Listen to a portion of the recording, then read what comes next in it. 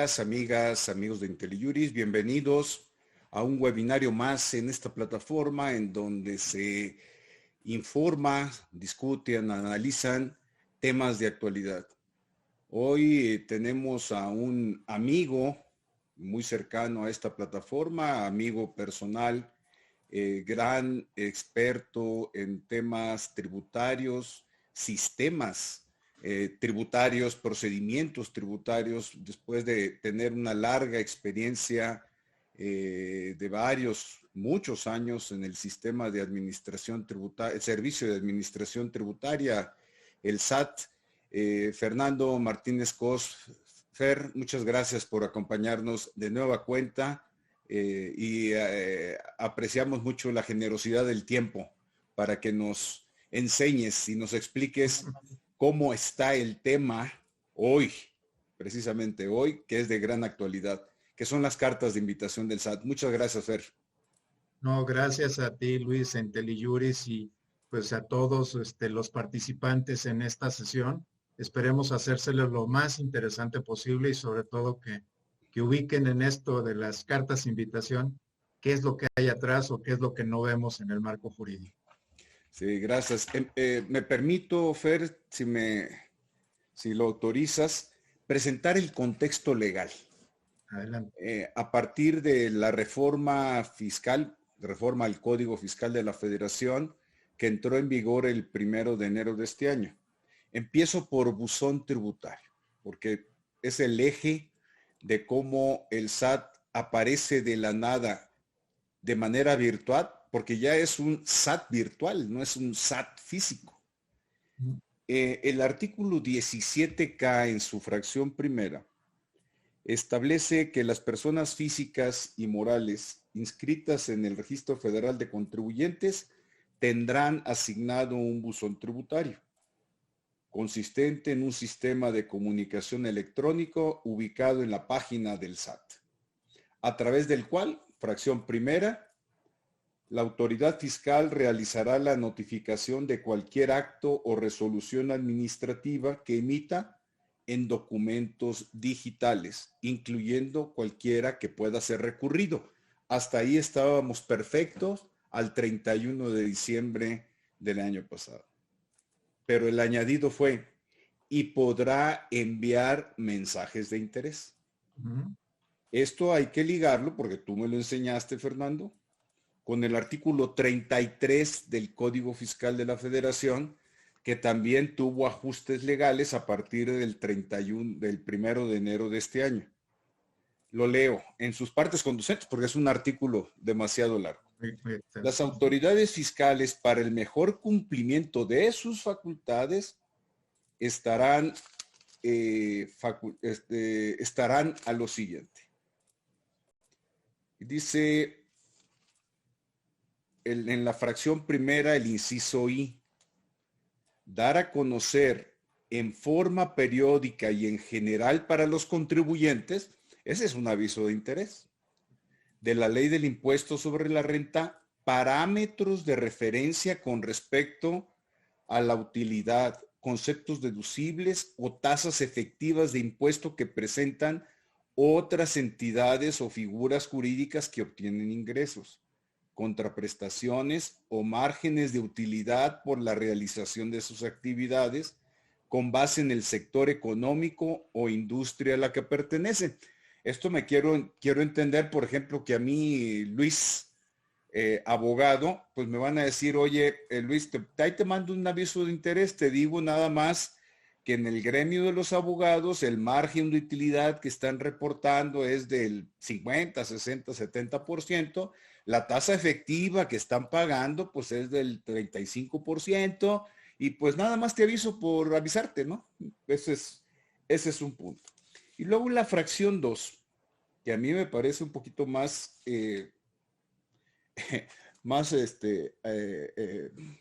preciso, fuerte, que complementa lo que estoy comentando, dice la fracción 4, promover el cumplimiento en materia de presentación de declaraciones. ¿No? Así como las correcciones a su situación fiscal mediante el envío de, y aquí se pone interesante, propuestas de pago o declaraciones prellenadas, que también es una idea antigua del SAT cumplir este propósito, pero bueno, aquí ya está normativamente. Comunicados pues, de interés, ¿no? Comunicados para promover el cumplimiento de sus obligaciones fiscales. Comunicados para informar sobre inconsistencias detectadas o comportamientos atípicos. No, ya el foco ya no es amarillo, es rojo, ¿no? Y luego dice, pues el envío de estos documentos, acorde con lo que ha resuelto la Suprema Corte, ya en jurisprudencia, el envío de estos documentos señalados en los incisos anteriores no se considerará el inicio de facultades de comprobación. Último párrafo que leo, Fer. Asimismo, las autoridades fiscales darán a conocer a los contribuyentes aviso de interés a través de los medios de difusión que se señalen en reglas de carácter general, los criterios de carácter interno que emitan para el debido cumplimiento de las disposiciones fiscales, salvo aquellos que, a juicio de la propia autoridad fiscal, tengan carácter de confidenciales. Fernando, pues tenemos el Big Brother fiscal a todo lo que da. ¿Cómo abordamos este tema tan amplio y que está generando inquietudes? Dejo decirte que ya estos avisos de interés me llegaron a mí, ¿no? Claro. O sea, a mis socios, al despacho, etcétera. Ya digamos que es un tema generalizado que debo entender que se va a ir incrementando gradualmente por parte del SAT. Pero tú eres el que le sabes, Fer, te dejo que nos expliques el tema. Claro, no, muchísimas gracias, pues, y de hecho, pues yo creo que el preámbulo que acabas de dar jurídico, pues así es como todos podemos y debemos leerlo y entenderlo. Pero ¿qué hay atrás? ¿Qué es lo que se está configurando atrás? Y sobre todo lo que quisiera que entendiéramos es cuál es este ciclo de control de obligaciones, que desde una perspectiva tributaria se construye en lo legal y se ejecuta en lo operativo. Es decir, aquí toda esta información que nosotros entregamos, este conjunto de datos que damos de manera mensual, de manera bimestral, de manera anual, llámese en una declaración que estoy dando de pago o en una que estoy informando, también está siendo informado por terceros. ¿Y esos terceros qué constituyen? Constituyen lo que en un proceso tributario se le llama el ciclo de control de obligaciones. Y ahorita acabas de describir de manera precisa en el Código Fiscal cómo se va dando esto que le voy a llamar el termómetro tributario de riesgo que tiene el contribuyente. Y justamente el primero que tú señalas es cómo asegura el Servicio de Administración Tributaria que del otro lado esté un contribuyente. Y ahí tenemos que recordar que una de las obligaciones que tenemos es tener un correo vinculado al buzón tributario, que es el medio de comunicación, y que ahora justamente en la reforma más reciente nos dijeron que debe de ser actualizado. Es decir, a estos 61 millones de contribuyentes que hay, todos tienen una obligación y esa de estar vinculados a través de un correo y a través del buzón. Y este termómetro tributario, ¿cómo se va moviendo? Es que esto es lo interesante. ¿Y cómo lo ubicamos y cómo hay que leerlo? Sobre todo, pues a todos los estudiosos de IntelliJuris, ¿cómo debemos de estar leyendo esta información? Lo primero, en el informe de gestión tributaria, hay un apartado que se llama de eficiencia tributaria. Ahí es en donde hay que inscribir justamente este apartado de las cartas invitación. ¿Qué tan buenas o no son? Y yo les diría, es un buen instrumento de recaudación. Y bajo la lógica tributaria que tenemos, esto que el SAT para esta administración le ha llamado el ABC, lo vamos a inscribir en el aumento de la recaudación a través de qué? De las cartas invitación, pero sobre todo de este elemento que acabas de señalar en el 33. ¿Cómo vamos a lograr, a través de una norma legal, que el contribuyente pague lo que debe de ser, que eso es lo que están buscando. Y lo primero vamos a entrar en una etapa informativa. Este 33, inciso I que acabas de leer, es como que la primera etapa. Si imaginamos un termómetro moderno, vamos a imaginarnos, Luis, que estamos en la etapa informativa. Me llegó la carta en donde estoy en el sector. Ya me ubicó el SAT, que estoy en el sector y vamos a hablar, estando en IntelliJuris, ya me identificó que soy abogado, que soy Luis Pérez de Hacha y que estoy dentro de este sector. Estoy en una etapa informativa, pero eso ya me lleva primero a la reflexión, caray, ¿qué estaré haciendo? La segunda etapa es la carta de invitación. Luis, ya te dije que estás en el sector de abogados, pero aparte ya apunté la mira, esa mira tributaria ya te fijó y te dijo, Luis, tienes aquí una amable carta de invitación, te estoy invitando, como dicen los abogados, no es un acto vinculante, pero ya estoy señalando. Déjame señalarlo, si fuera esto un termómetro, pues ya pasé de que me informas a que me ubicas y me estás invitando a cumplir una obligación. Y esto que es la charla del día de hoy, ¿qué se está identificando aquí y con qué? Básicamente vamos a ubicar dos fuentes de información. La primera está con los comprobantes que emití de manera periódica y la segunda con las declaraciones que presenté. Esos son los dos elementos que están alimentando y en donde ya se está detectando una primera discrepancia. Y aquí quisiera ubicarlos si yo emití comprobantes y no presenté declaración, quiere decir que no le di efecto al comprobante que di. Esa es como que la primer brecha, le voy a llamar esas brechas tributarias. Esta es la primera que vamos a ubicar. Hice un acto fiscal, emitir una factura, pero no presenté la declaración. Ahí es en donde está esta carta de invitación y que desgraciadamente muchos contribuyentes emiten comprobantes, el comprobante lo tiene el SAT, pero no va acompañado de una declaración. Vamos a llamarle, esta es la primer brecha que se identifica posterior a haber sido yo ya informado. La segunda brecha es, emití el comprobante, presenté la declaración. Al presentar la declaración, ¿qué es lo que se empieza a ubicar ahí? Congruencia de datos.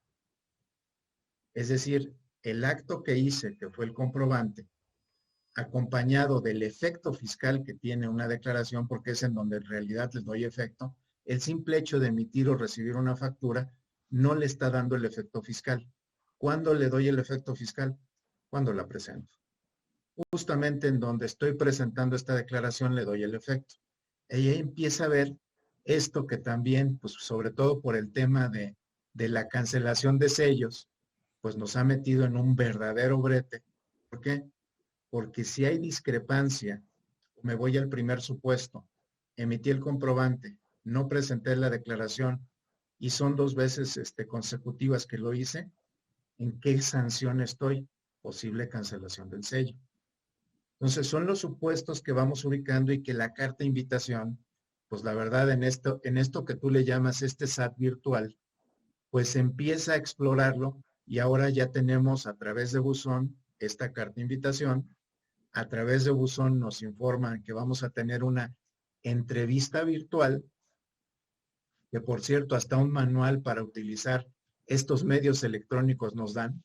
O sea, nos dicen, ya te detecté, pero aparte para comunicarme contigo, 1, te digo cómo hacerlo y 2, necesito que te identifiques. Ese es un elemento muy importante en este esquema de virtualización de interacción, pues no solamente es la interacción a través de este esquema remoto, sino me tengo que identificar. Y una vez identificado, ¿qué sucede? En este esquema concreto de carta invitación, pues en este esquema me dan a conocer estas diferencias, que pueden ir desde esta primer brecha, hice un acto fiscal, no lo acompañé de declaración, hice el acto fiscal, presenté la declaración, hay discrepancias, hay diferencias detectadas y esas son las que me dan a conocer. Ahí estoy en lo que le voy a llamar la segunda etapa de este termómetro. te estoy invitando. Déjenme irme en el esquema completo. La tercera etapa, ¿en dónde está? Ya te hago un requerimiento formal. A esas diferencias o a esas discrepancias o a esa omisión de declaración, ya te hago el requerimiento al cumplimiento. Ahí sí estamos y espero estén de acuerdo nuestros amigos abogados de IntelliJuris, ahí sí ya estamos ante un acto formal. Implica al interior del Servicio de Administración Tributaria toda una labor de gestión. Y bueno, pues ya después estamos ante otro programa también del SAT de caídas recaudatorias, que ahí ya hablamos de comportamiento. ¿Cuál es este comportamiento? Si durante los 5 años que me puede revisar el SAT tuve variaciones en el cumplimiento en los pagos, pues ahí ya estoy ante un programa de caída recaudatoria, que es en donde si yo tuve un comportamiento de pago bajo ciertos promedios, ciertos parámetros dentro de ese sector que es de etapa 1, pues ahí ya me convierto en un foco. ¿Por qué? Porque es dinero que está dejando de entrar. Y si de ahí no soy suficientemente afortunado en aclararle al SAT, entro a la etapa en donde ya van a revisar el detalle de todas mis transacciones. ¿Con qué elemento? También digital, la auditoría electrónica, Luis. Y es este gran termómetro, pues como le hemos llamado tú y yo, este Big Brother, tributario fiscal, pues va graduando los actos en los que va incidiendo sobre el contribuyente. ¿Y con qué? Con la información que yo le entregué y cruzada contra otros actos o otras acciones que yo tuve. Esa es un poco la visión en donde se incruta esta carta invitación y esta gradualidad acompañado de este marco legal y de gestión que está ejerciendo en este momento el Servicio de Administración Tributaria. Fernando, está clarísimo el ciclo: carta invitación, requerimiento específico, auditoría electrónica. Esto desplaza por completo, empezando con la carta invitación, los modelos tradicionales de fiscalización, como eran las visitas domiciliarias. Las recordamos perfectamente bien, en donde era farragoso, pantanoso el avance de las auditorías, el contacto directo a auditores, contribuyentes, asesores, pues generaba ahí dinámicas complejas. Las revisiones de gabinete pues eran de papel, todavía muy lentas, pero ahora ya tenemos otro mecanismo. Pero me surgen varias preguntas, si me permites. Pero Adelante, antes adelante. te voy a presentar una pregunta que nos hace Bárbara Vázquez de Ciudad Juárez, que nos dice: los efectos fiscales ya no son al pago.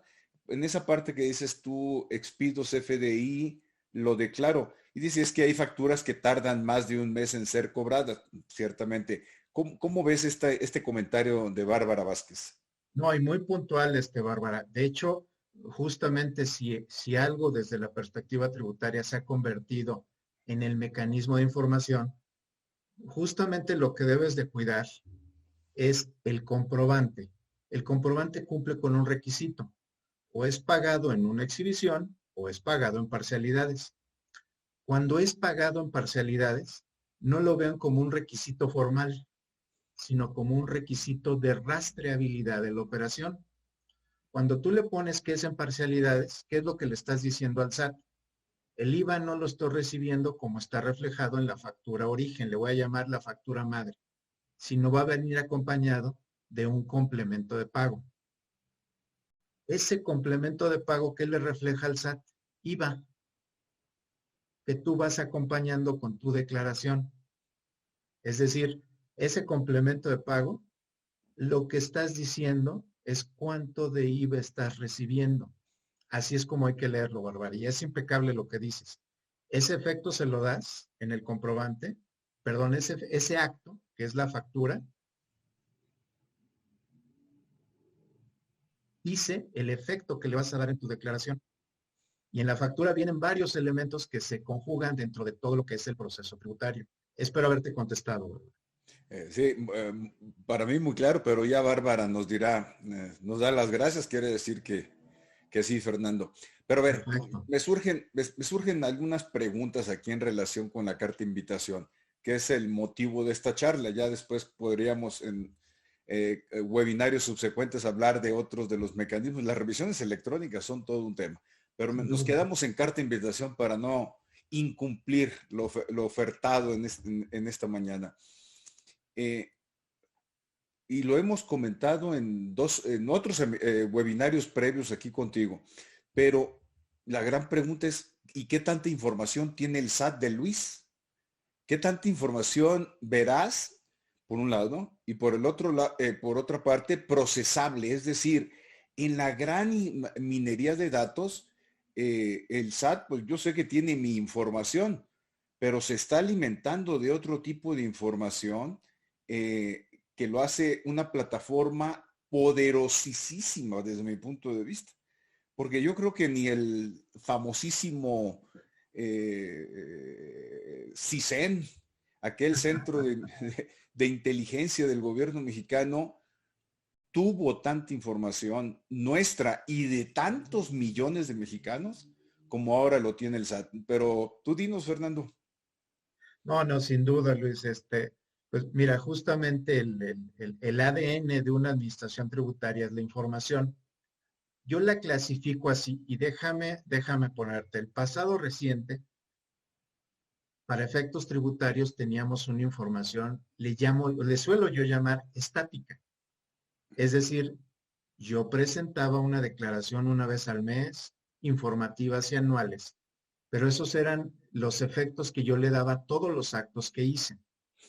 Con el nacimiento de la factura electrónica, le estoy entregando información en tiempo real. Al momento en el que estoy efectuando esto que tú dices, el SAT puede saber en dónde compraste.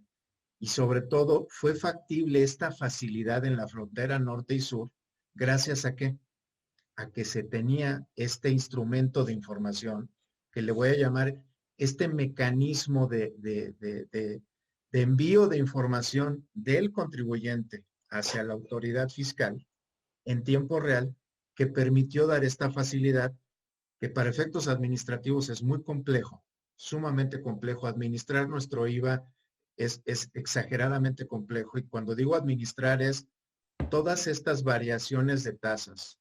Hacer la gestión del lado del contribuyente y del lado tributario es complejísimo.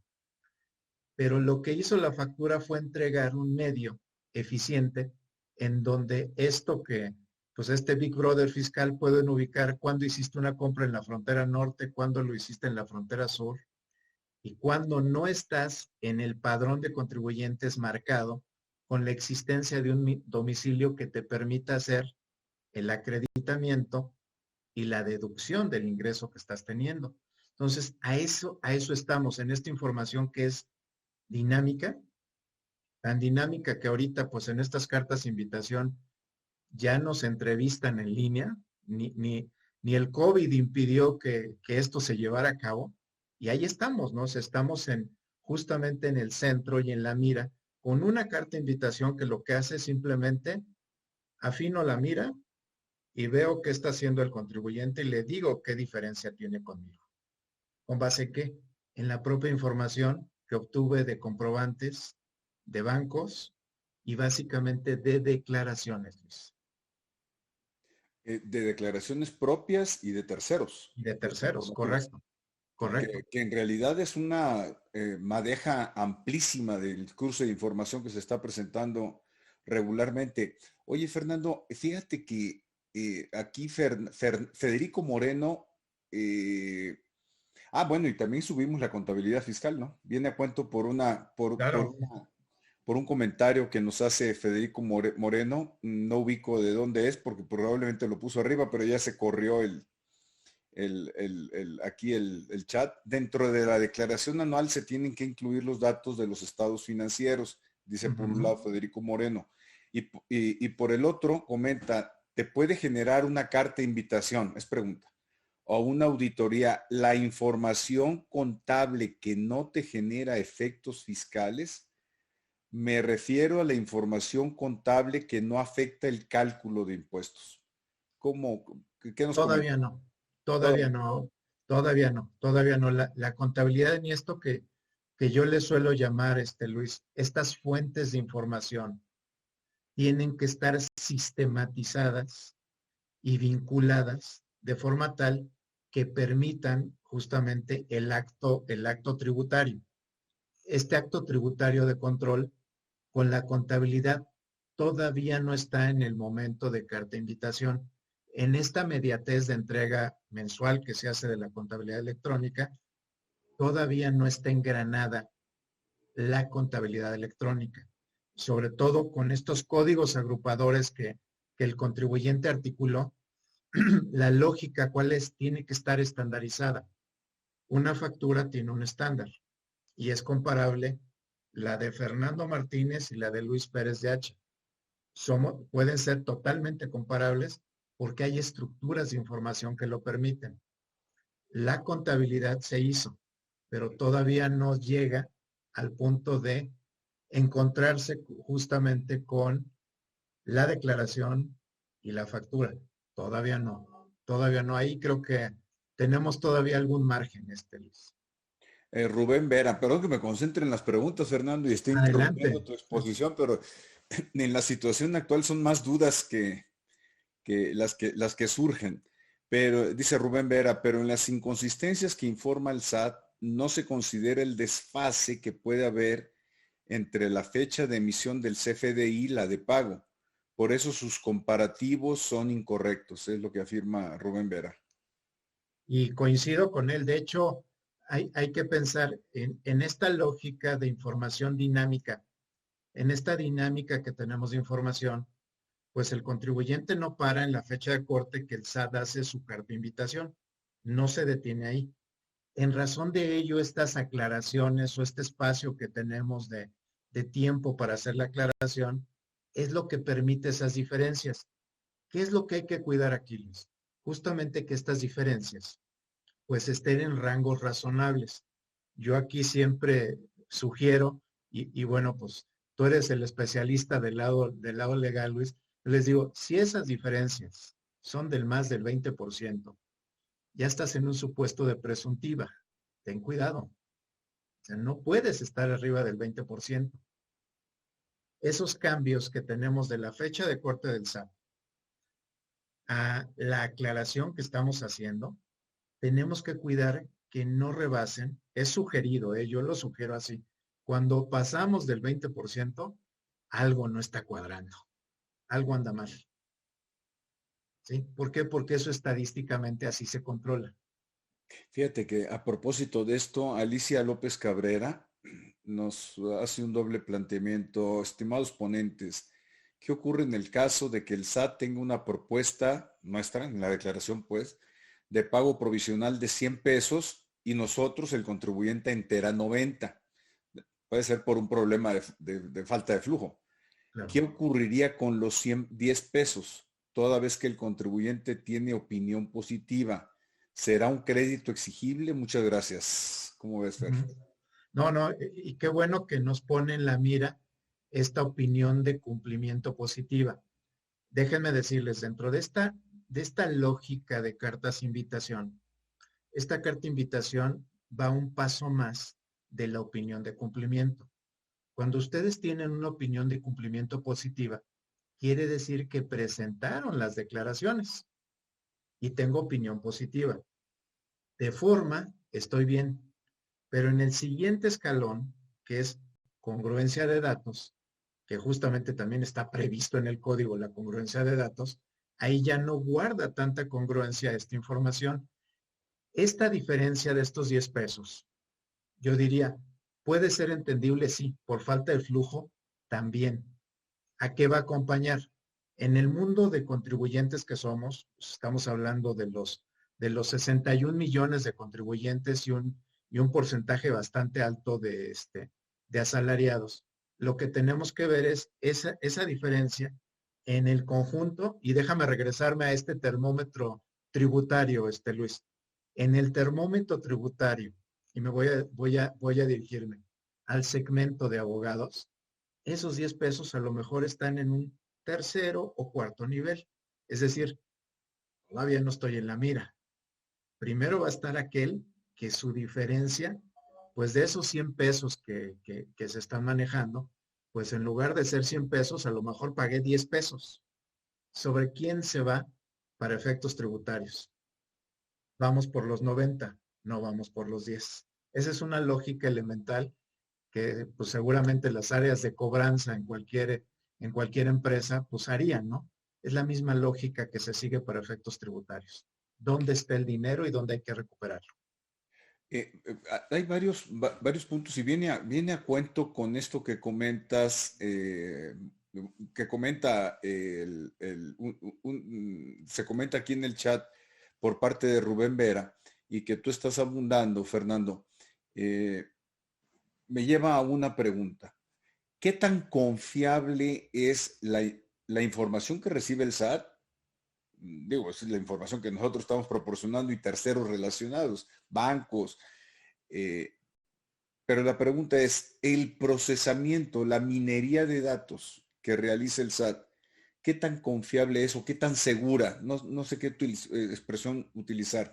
O puesto en sentido negativo, ¿qué tantas posibilidades hay de que el SAT se equivoque en el procesamiento de datos? Y cuando hablo el SAT, pues estoy hablando de los sistemas informáticos, no de una persona física.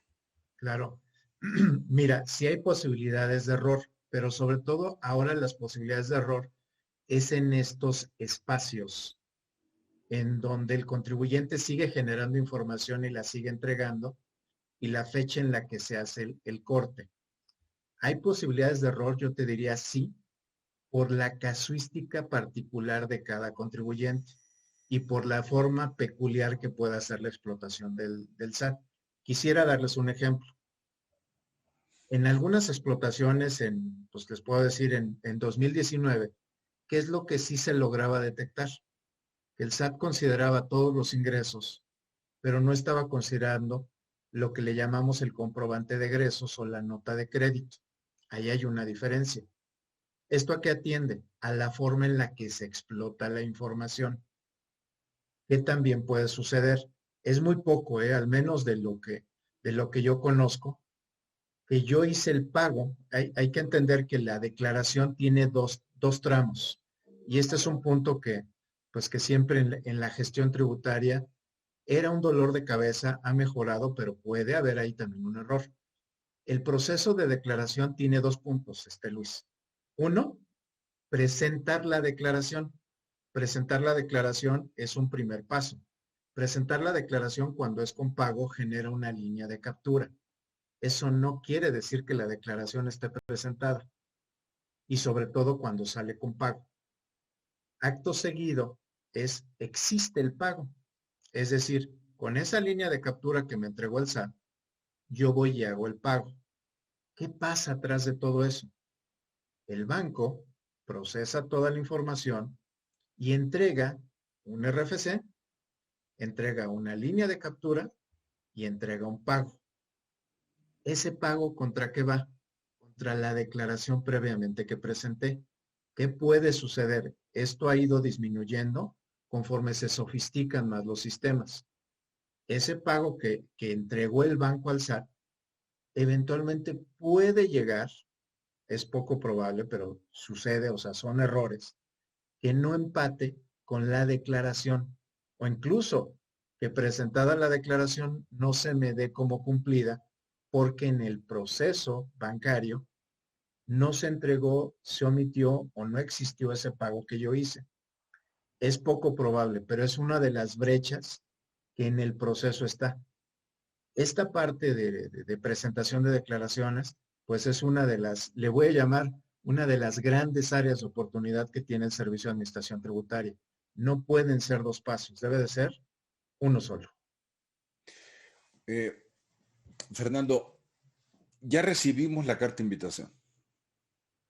Y aquí es en donde se abre un cúmulo de posibilidades, algunas de las cuales han sido comentadas aquí en la sección de preguntas y respuestas y en el chat que tenemos abierto. Pero en la práctica, pues existe de todo. Ahora sí que de chile dulce y de manteca. La pregunta estructural es, y lo escuchamos, me voy a dos extremos. Uno, no prestes atención, es una carta de invitación, no estás obligado a responderla, lo cual es correcto. No hay una obligación porque no es un requerimiento formal, no es un acto de fiscalización ni un requerimiento formal de los que están previstos en el Código Fiscal de la Federación, por lo tanto, desentiéndete de él. Es la aproximación de un lado. Y del otro lado, pues recibir en buzón tributario, yo pescando allá mi hobby, ¿no? Pescando en el medio del mar, me llega el aviso por el medio de comunicación, que ya tiene que ser celular también.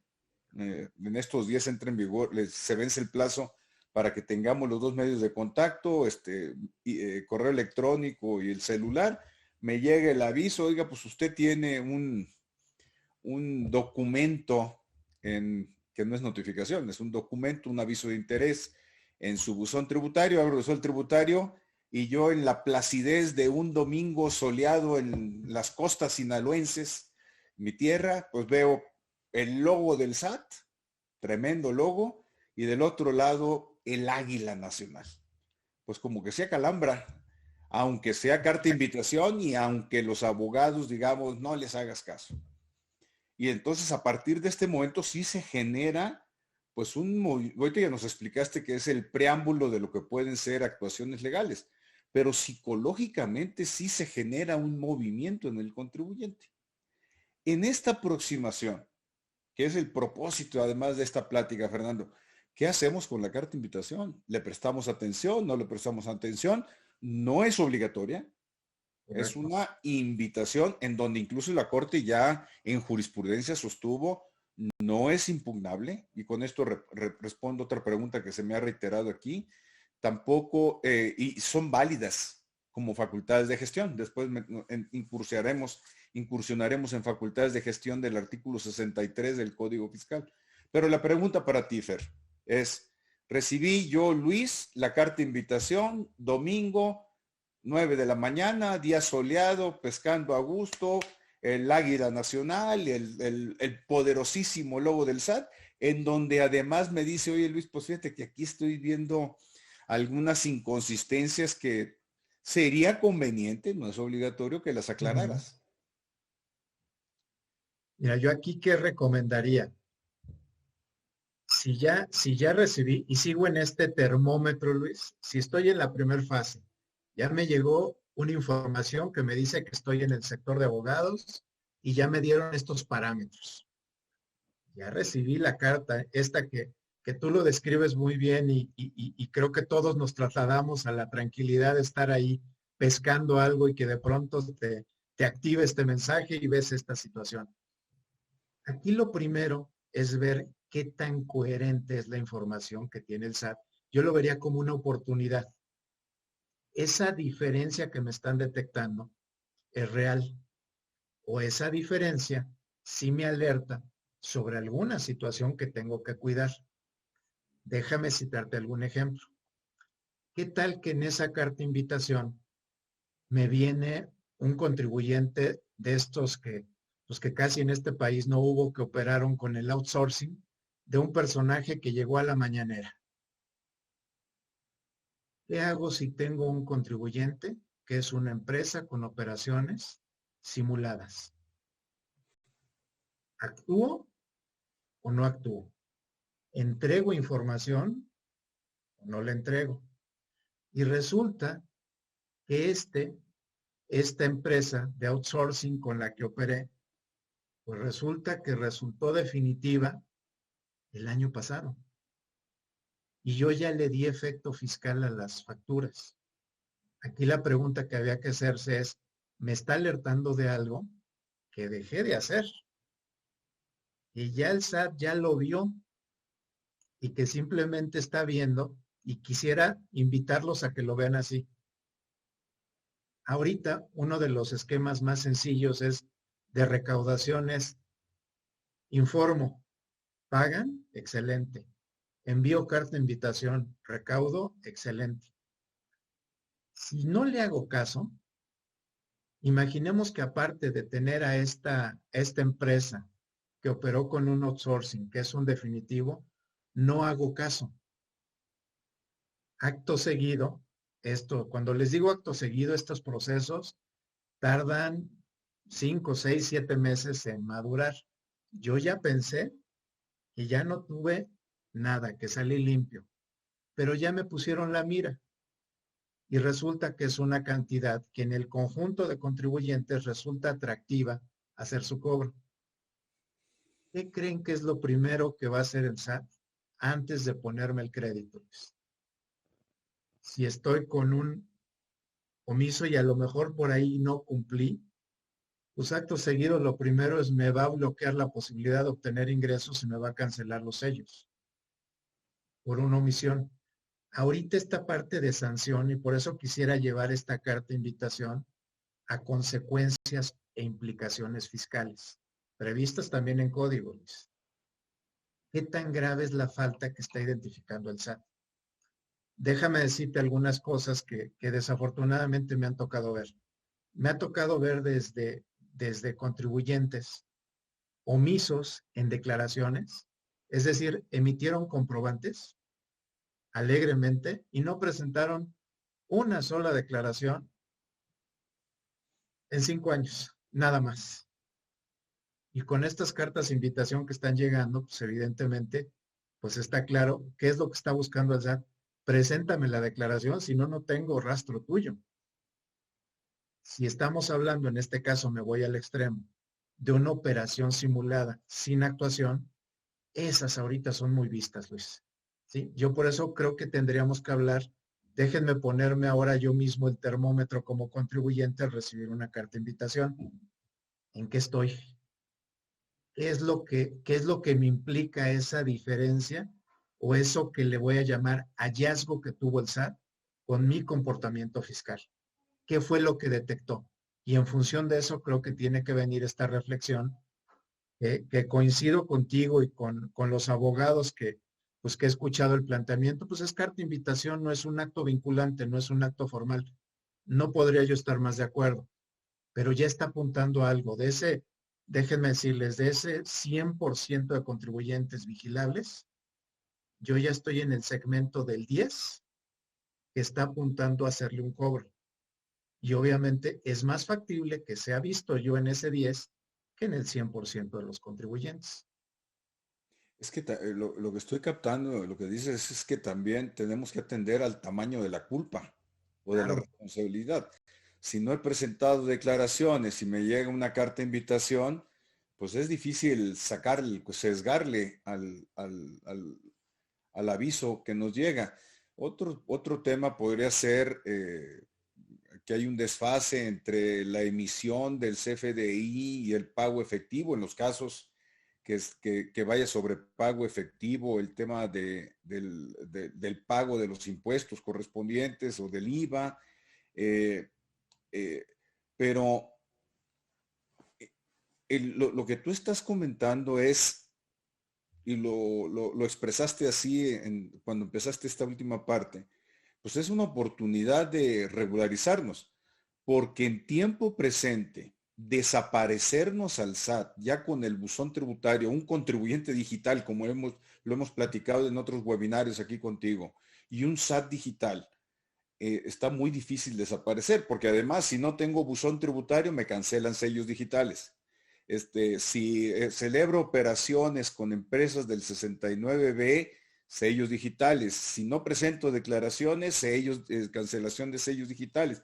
Lo que yo percibo es que de una manera muy fuerte, ya las disposiciones fiscales tienen consecuencias previstas en torno a elementos comunes o a ejes que ya terminaron entrelazados. Pero me quedo con tu reflexión de que depende de cómo estemos, podría ser una oportunidad para evitarnos mayores problemas. Y fíjate que ahorita comentas un caso muy sonado, que es el personaje al que se le llama el rey del outsourcing, que si mal no recuerdo, por ahí leí una nota, tenía operaciones, su grupo, tenía operaciones con 2.500 o 4.500 empresas de todo el país, lo que eso significa.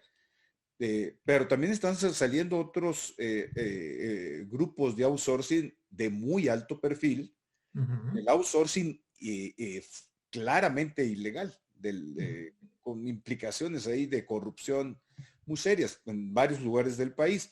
Pues yo quizá lo estoy sobresimplificando, Fernando, pero si ya tiene el SAT la base de datos de estos grupos de outsourcing, pues y los tiene listados, por ejemplo, en el 69B, pues basta un teclazo para que salgan todas las cartas de invitación a esas 4.500 empresas y a muchos grupos empresariales más, ¿no?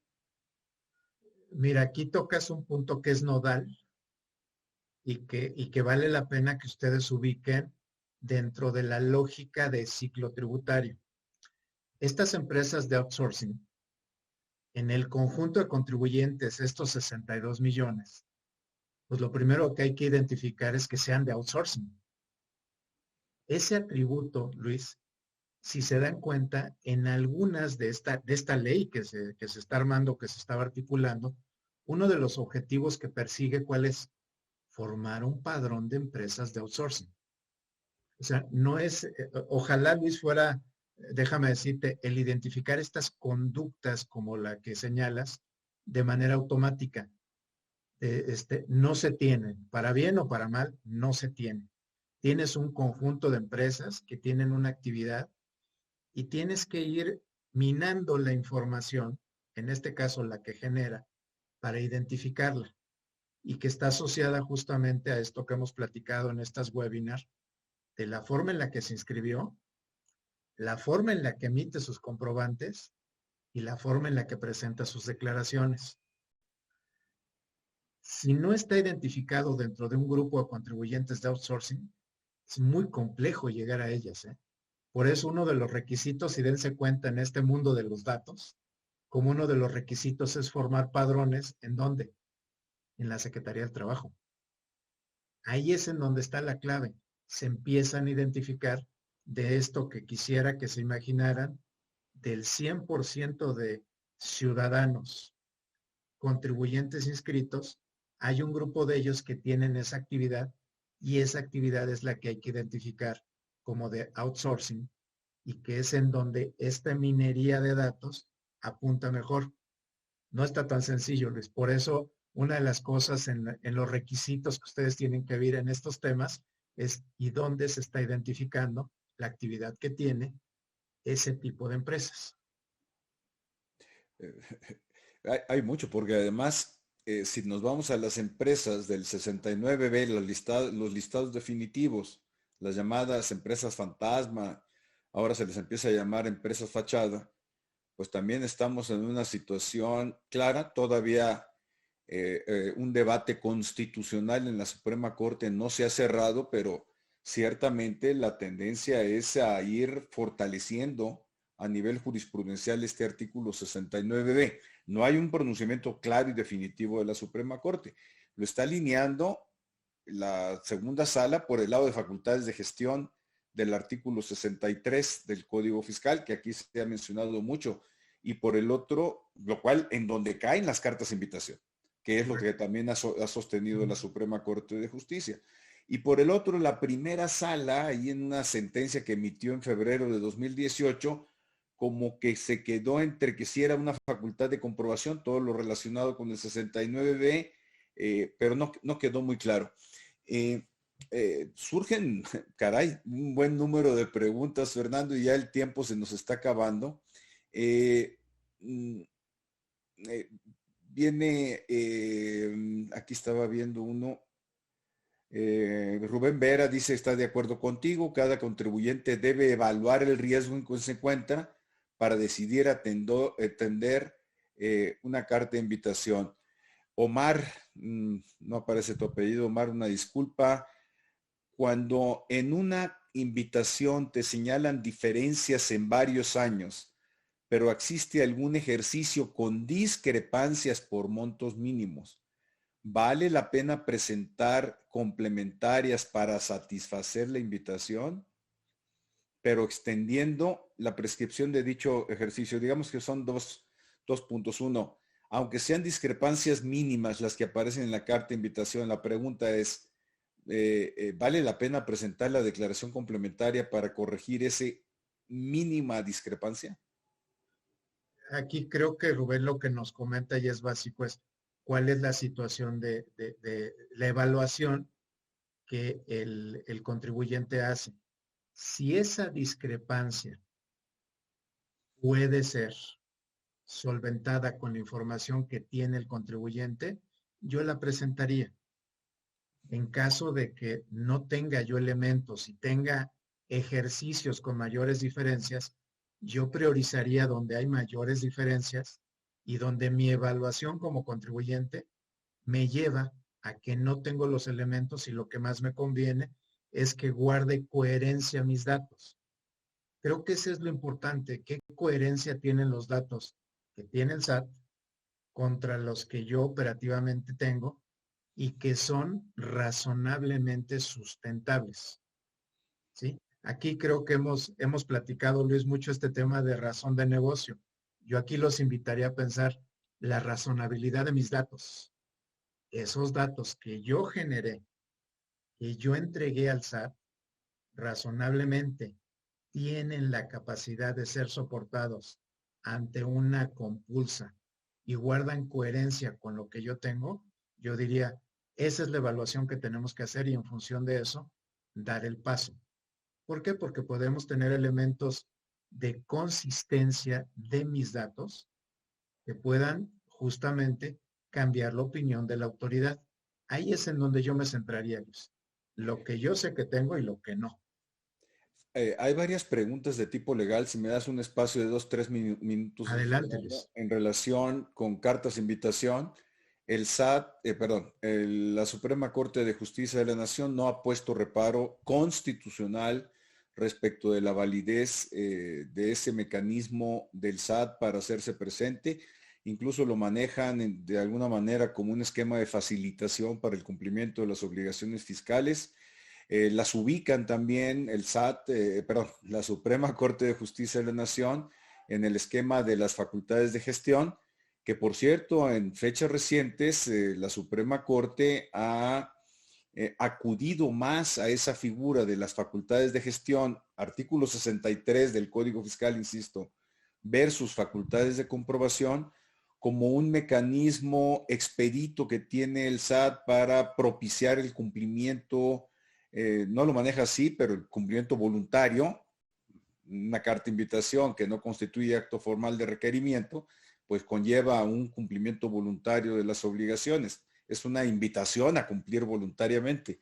Pero a lo que voy es que la Suprema Corte sí ha acudido, recurrido a las facultades de gestión para justificar actuaciones,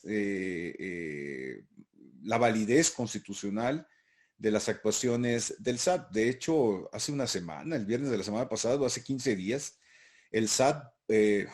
perdón, la Suprema Corte de Justicia confirmó el procedimiento del artículo 17H, cancelación de sellos digitales, precisamente dándole el matiz de facultades de gestión, pero para concluir que no había una afectación directa a los contribuyentes.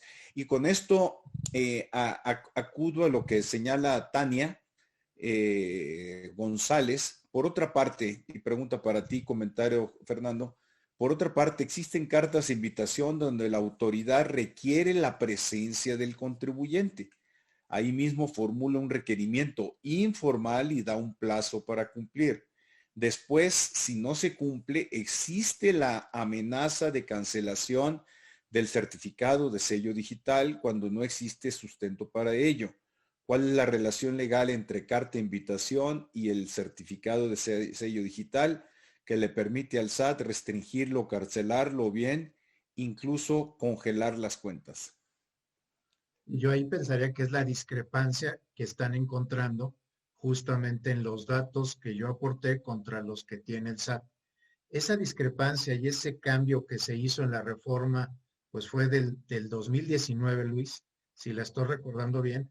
Esa reforma lo que buscó justamente fue la coherencia entre el cumplimiento formal, le voy a llamar así, declaraciones presentadas y que se complementó con discrepancias. Ahí es en donde yo veo que esta evaluación y esta pregunta que hacen es de mucho fondo. Bueno, pues, qué es lo que se tendría que estar haciendo? ¿O qué efecto es el que tendría en mi cumplimiento o en mi comportamiento como contribuyente?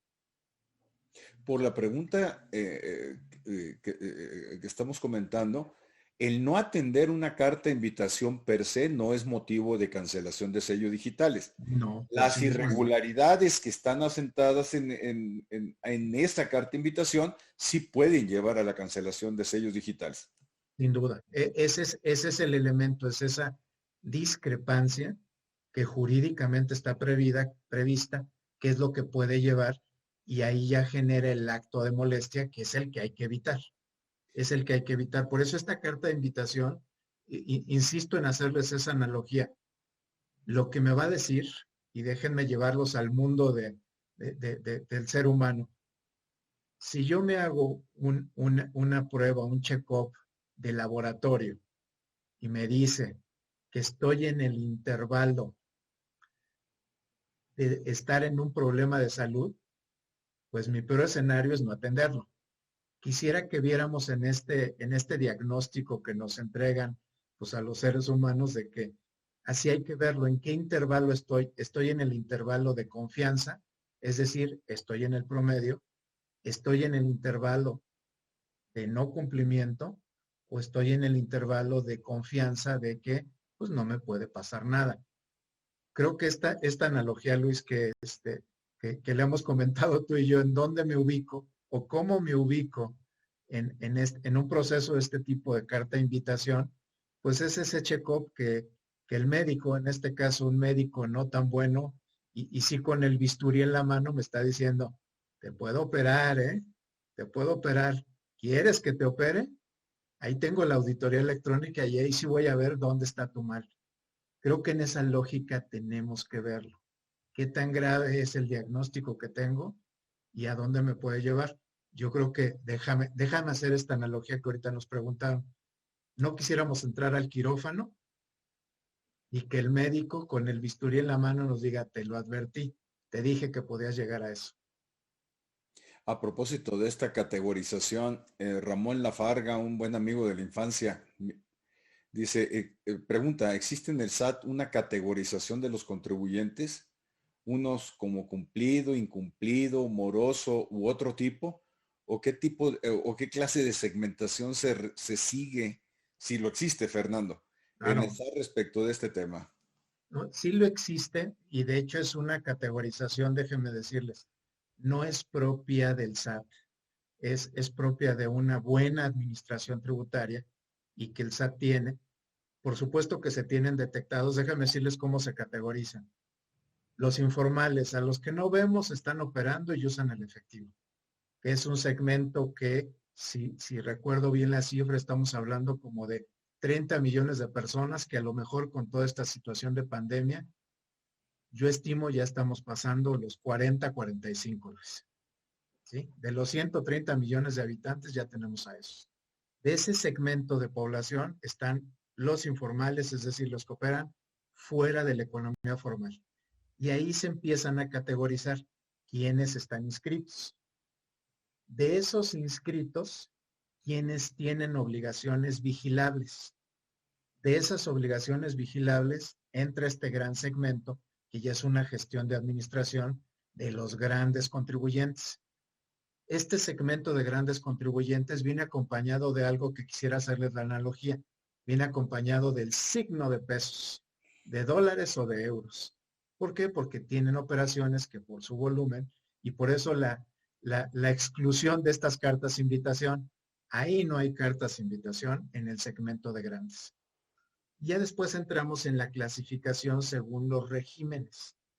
Y según los regímenes entramos a un esquema de contribuyentes pagadores, no pagadores y omisos. Es decir, dentro de estos 61 millones y fracción de contribuyentes, hay segmentaciones. La categoría más es menos vigilada, déjenme decirlo así, son los omisos.